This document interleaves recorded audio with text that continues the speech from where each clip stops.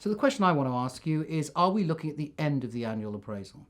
I think in a lot of the press about the removal of performance management systems, there was an absence of clarity that was not the removal of measurement of effectiveness. And organizations have actually intended to be more effective in their changes rather than less effective.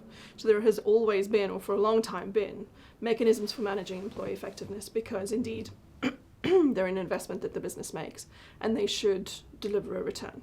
There's a requirement that they perform at a certain level in order to justify the continued investment. Just like with equipment, we don't wait an hour or a year to get it repaired. We get something fixed immediately if it's affecting our productivity.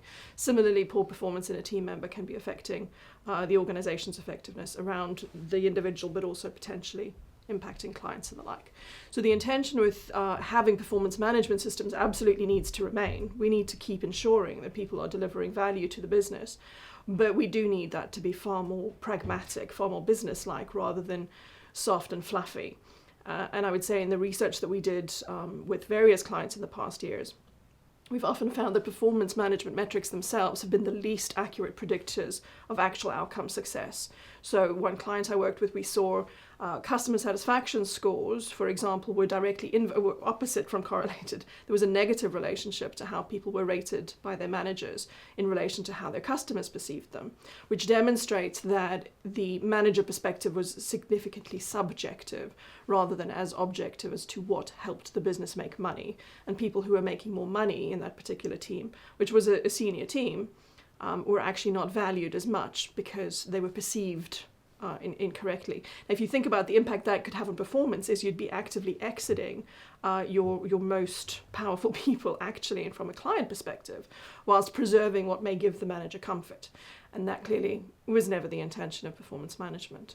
So the move to more frequent, accurate measurements of what really matters, allowing for that to be flexible, recognizing that change is inevitable and role changes need to be effected quite quickly, becomes important. I think similarly, there's an increased recognition by organizations that managers should be at the heart of this process. This is not about HR setting up a processes and managers helping HR deliver some numbers at the end of the year. This is about HR potentially supporting a mechanism or system that reminds the business that they should manage their assets and people as actively and consistently as they manage every other investment they make. And that's the business manager's responsibility, the business leader's responsibility, not some central functions.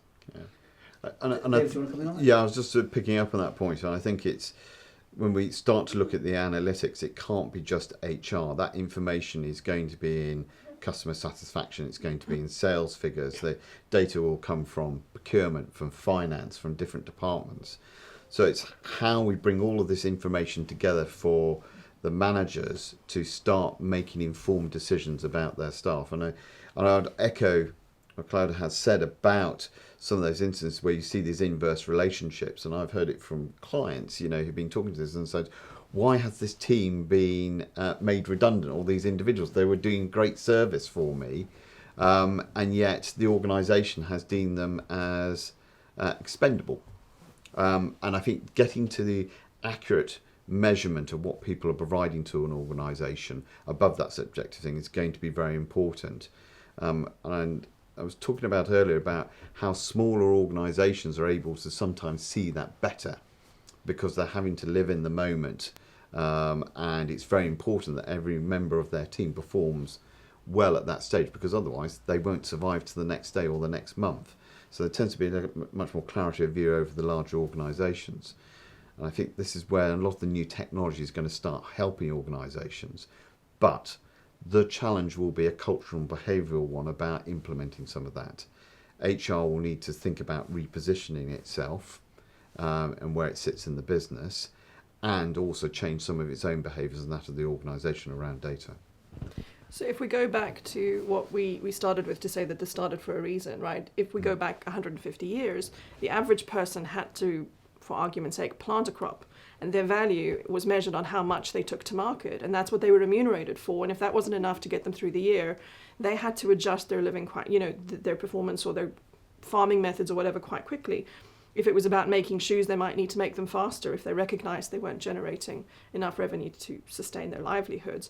But the increase in analytics is going to allow us to be that accurate in future, more consistently accurate, again, with bringing people back to what was the objective that they had and actually have they delivered on that, even in the more, sort of generalized knowledge worker space, as much so as the rest. I mean, most project that you'll almost have a per person P&L within the next 5 to 10 years, and there's no reason that we can't.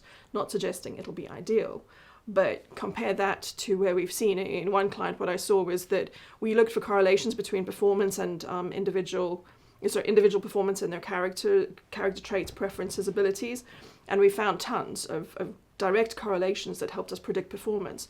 When we looked at that same population's correlations to manager ratings, we found only one trait actually correlated, and that was outspokenness. The intention for people to be assertive about their presence in the team was what actually got them a higher performance rating, but had very little to do with actual success, in that case converting leads to sales and retaining clients.